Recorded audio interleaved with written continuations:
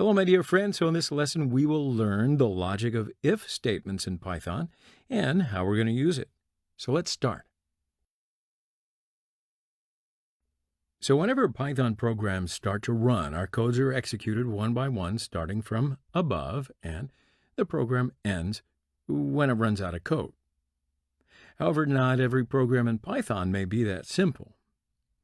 Most of the time, our Python programs are made up of specific blocks, which do not always have to work. So how are these blocks defined? So in Python, a block is defined by indents. Python relies on indentation, using whitespace, to define scope in the code. Other programming languages often use curly brackets for this purpose. Great, so now it's time to learn conditional situations that will take us, to a more advanced level in Python. I mentioned earlier, decision-making is an anticipation of conditions occurring while executing the program and specifying actions that it should take according to whatever those conditions are. Decision structures evaluate multiple expressions, which produce true or false as the outcome. So we need to determine which action to take and which statements to execute if the outcome is true or if it's false. So the following is the general form of a typical decision-making structure found in most of the programming languages. So these conditions can be used in several ways, most commonly in if statements and loops. The Python programming language assumes any non-zero and non-null values to be true, and if it's either zero or null, then it is assumed to be false. Now let's look at the decision-making statements in Python. The if statement contains a logical expression comparing data, and then a decision is made based on the result of that comparison. So if a Boolean expression evaluates to be true, then the block of statements inside the if statement is executed. If a Boolean expression evaluates to be false, then the first set of code after the end of the if statement is executed. So I'll give you some examples so that we can understand it better. Create a variable named age and ask for the value to be entered by the user.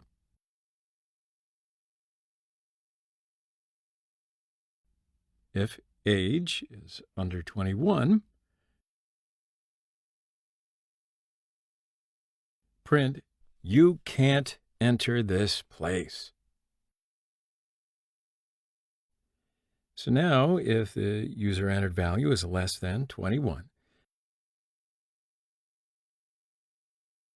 the program returns us, "You can't enter this place."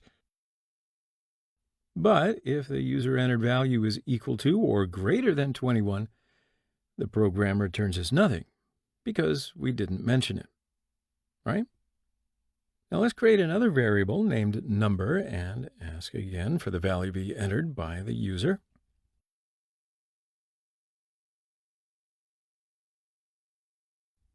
If number is less than 0,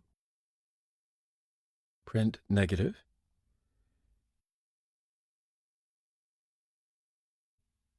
Now, if the user entered value is less than 0, the program returns negative. But if the user entered value is equal or greater than 0, the program returns us nothing because we didn't mention it.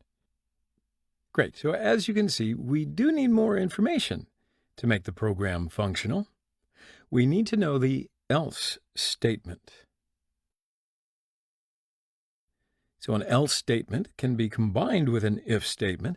An else statement contains the block of code that executes if the conditional expression in the statement resolves to 0 or a false value. So I'll show you some examples for some better understanding. Create a variable named age and ask for the value to be entered by the user again.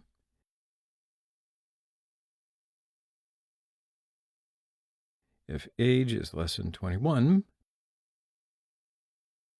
print, "You can't enter this place."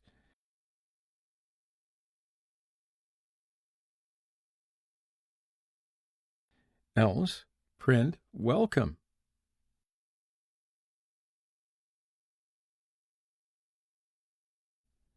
Now, if the user entered value is less than 21, the program returns to us, "You can't enter this place."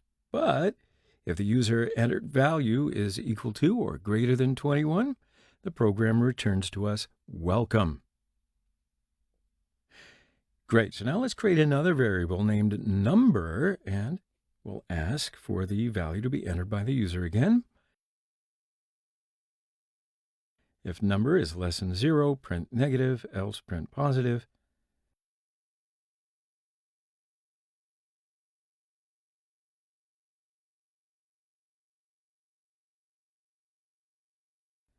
Now, if the user entered value is less than 0, the program returns to us negative. But if the user entered value is equal to or greater than 0, then the program returns to us positive. So the else statement is an optional statement, and there could be at most only one else statement following if, right? Else print hello.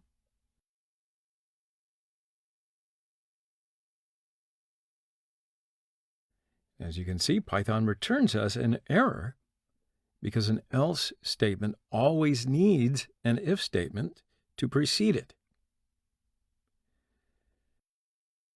So the elif statement allows us to check multiple expressions for true and then execute a block of code as soon as one of those conditions evaluates to be true. So similar to the else, the elif statement is optional. However, unlike else, for which there can be at most one statement, there can be an arbitrary number of elif statements following an if. I'll show you some examples. Let's create a variable named model and ask for the value to be entered by the user.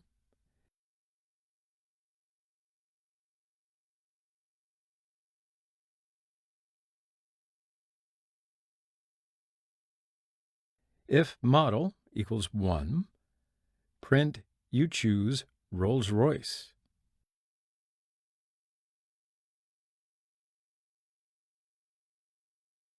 Elif model equals 2, print you choose Aston Martin.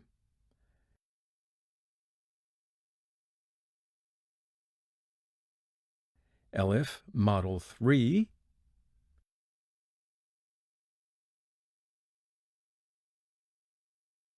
print you choose Bentley.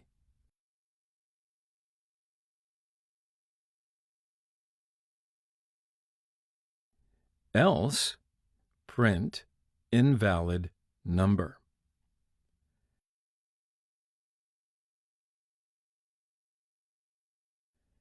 And what you see here is if the user entered value is 1 to 3, then the program will return us a value of 1 to 3. If it is not, then the program will return us invalid number. Now, there's no need to use an else pattern in the programs. Our code will work without the else block. However, if an incorrect action is entered in this case, then we will see that nothing is written on the screen. So, using the else block is entirely up to us. So let's write the previous example again without the else statement and see what happens. And as you can see, if the user entered value is in the range of 1 to 3, the program will return us one of these 3 values. If it is not, the program will return us nothing. So using the else block is entirely up to you, right? You see that. It's for you. Gift. Anyway, elif blocks cannot be written unless the if condition is written. So that means that usage in Python is going to cause an error. So let's try it.